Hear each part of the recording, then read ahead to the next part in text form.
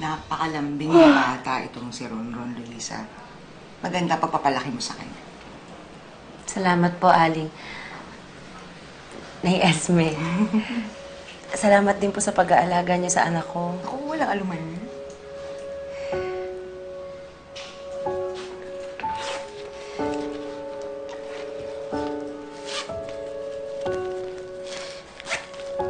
Nay, ay po pala, oh. Naku.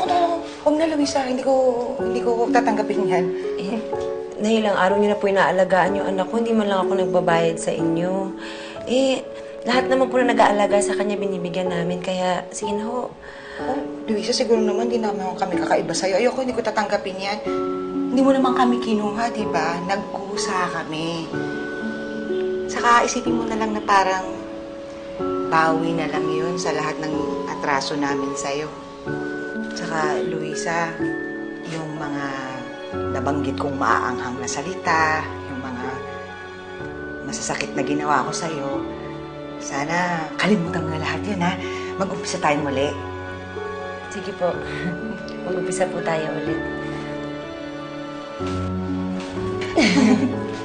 Saka alam mo, Luisa, natutuwa talaga ako nagkakamabutihan na kayo ni Ivan.